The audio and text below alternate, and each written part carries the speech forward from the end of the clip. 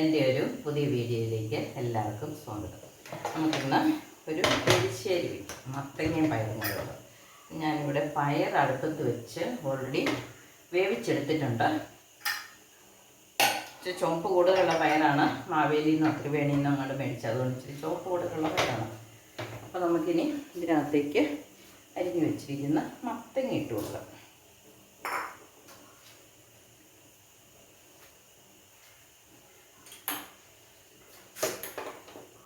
തീ കത്തിക്കാം. ഇത് അടച്ചു വെച്ച് വേവിച്ചെടുക്കാം. ആ സമയത്തിന് ഇതിനൊരു അരപ്പ് നമുക്ക് റെഡിയാക്കണം. തേങ്ങ, ഉള്ളി, ജീരകം, അരി വറുത്തത്, പച്ചമുളക് ഇത്രയും ചേർത്ത് നമുക്ക് അരച്ചെടുക്കുന്നത്. മത്തങ്ങ വെച്ചിട്ട് വിസിലടിച്ചു നമുക്കിത് നിർത്തി വയ്ക്കാം.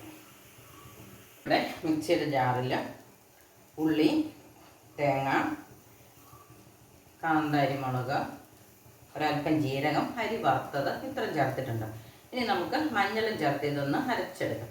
നല്ല വെണ്ണ പോലെ അരയ്ക്കുന്നില്ല, ഒതുക്കി അരയ്ക്കുന്നതേ ഉള്ളൂ. എരിശ്ശേരിക്കുള്ള മുളക് അരച്ചെടുത്തെന്ന് പറഞ്ഞിട്ടുണ്ട്. മുളകിന് നല്ലൊരു മണമുണ്ട് കേട്ടോ. അരപ്പിന് അരി വറുത്തതും ജീരകമൊക്കെ അരച്ചതിൻ്റെ ഒരു നല്ല സ്മെല്ലുണ്ട്. ഇനി നമുക്ക്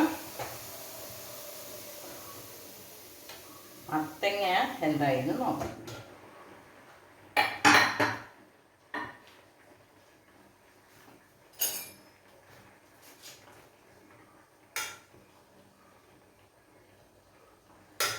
അല്പം കൂടെ വെള്ളം പറ്റാനുണ്ട്, അല്പം കൂടെ മത്തങ്ങ വേകാനുണ്ട്.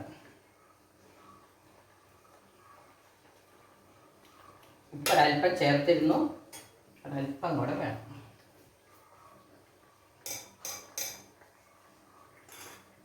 നമുക്ക് 2 തണ്ട് കറിവേപ്പിലയും കൂടെ ഇട്ട് കൊടുക്കാം.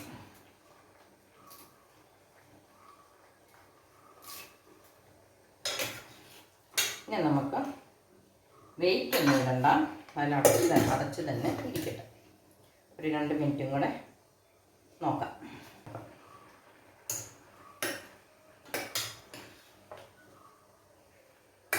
മത്തങ്ങ വെന്തിട്ടുണ്ട്. പക്ഷേ എരിശ്ശേരിക്ക് മത്തങ്ങ അല്പം അലിഞ്ഞിട്ടില്ല. അപ്പം നമുക്കൊന്നും കൂടെ കുറച്ച് സമയം കൂടെ ഒന്ന് വെയിറ്റ് ചെയ്യും. നമുക്ക് നമ്മുടെ മത്തങ്ങ എന്തായി നോക്കാം. കണ്ടോ, നന്നായിട്ട് വെന്ത് വെള്ളം പറ്റിയിരിപ്പുണ്ട്. ഞാൻ പറഞ്ഞില്ല ഇച്ചിരി ചുവപ്പ് കൂടുതലാണ്. അത് ത്രിവേണിയിൽ നിന്നും മാവേലിയിൽ നിന്നും കണ്ട് മേടിച്ച പയർ, അതിന് ഇച്ചിരി ചുവപ്പ് കൂടുതലുണ്ട്. സൂപ്പർ മാർക്കറ്റിൽ നിന്ന് മേടിക്കുന്ന പയറാണെങ്കിൽ നല്ല വെളുത്തിരിക്കും. അപ്പം നമ്മുടെ മത്തങ്ങയും പയറും കൂടെ നമുക്ക് നന്നായിട്ടൊന്ന് ഉടയ്ക്കാം.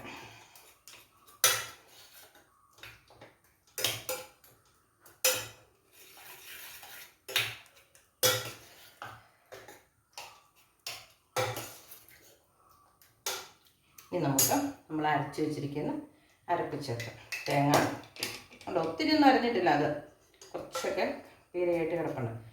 എന്നാൽ ചക്കയ്ക്കും കപ്പയ്ക്കും അരയ്ക്കുന്നതിനെക്കാട്ടിലൊക്കെ അരച്ചിട്ട് കൂട്ടും.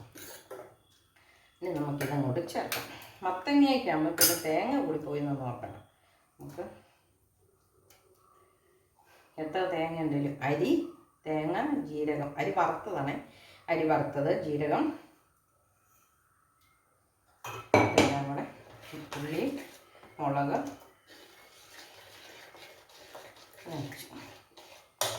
നല്ല തോണ്ടി കഴിക്കാൻ പാകത്തിന്, സ്പൂണും കൊണ്ട് കോരി കഴിക്കാൻ പാകത്തിനുള്ള എരിശ്ശേരി. അങ്ങനെ വേണം എരിശ്ശേരി വയ്ക്കാൻ.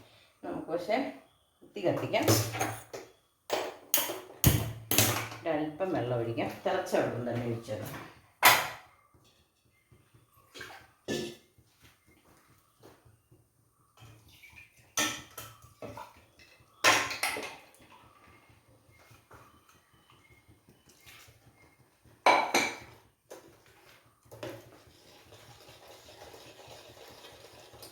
ഉപ്പ് നോക്കാം.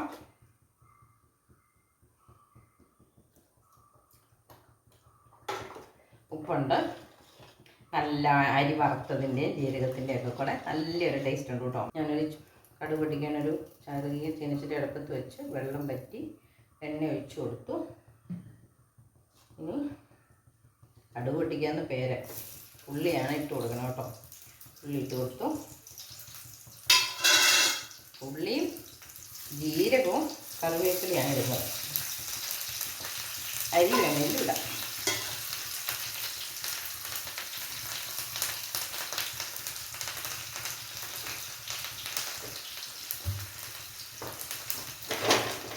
അരി കടിക്കുന്നത് ഇഷ്ടമല്ലാത്തത് കൊണ്ട് ഞാൻ അതുകൂടി ഇടാറില്ല. നമുക്കിതൊന്ന് മൂപ്പിച്ച് നമ്മുടെ കറിക്കകത്തേക്ക് ഒഴിക്കും.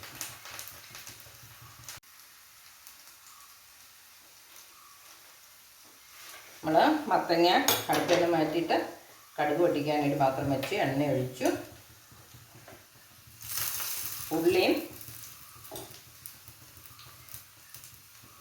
കറിവേപ്പില ഇട്ടുള്ളൂ കേട്ടോ. പിന്നെ ഇടുന്നത് അരിയാണ്. അരി പക്ഷേ കടിച്ചെടുക്കുന്നത് ഇഷ്ടമല്ല ഇവിടെ ആർക്കും, അതുകൊണ്ട് ഞാൻ അതിടുന്നില്ല. ഉള്ളിയും കറിവേപ്പിലയും മാത്രം ഇടുന്നത്.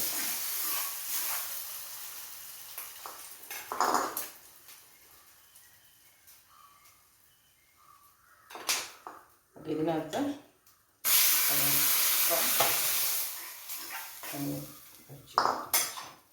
ഇങ്ങനെ ഇളക്കി മൂടി വയ്ക്കും. അപ്പം നമ്മുടെ സ്വാദിഷ്ടമായ മത്തങ്ങ എരിശ്ശേരിയുടെ റെഡി ആയിട്ട് നമുക്ക് മൂടി വെക്കാം. അപ്പം എല്ലാവരും ഈ നോമ്പുകാലത്ത് ഇതൊക്കെ ട്രൈ ചെയ്യണം കേട്ടോ. എല്ലാ ദിവസവും പയറോ പരിപ്പോ അങ്ങനെയുള്ളതൊക്കെ കൂട്ടണമല്ലോ. അപ്പോൾ പയർ വെക്കുമ്പോൾ പയറിൻ്റെ കൂട്ടത്തിൽ അല്പം മത്തങ്ങയും കൂടി ഇട്ട് നമുക്ക് ഒരു ദിവസം എരിശ്ശേരിയാക്കാം. അപ്പോൾ എല്ലാവരും ട്രൈ ചെയ്യണം. മറ്റൊരു പുതിയ വീഡിയോ ആയിട്ട് വരുന്നവരെ എല്ലാവർക്കും ബൈ.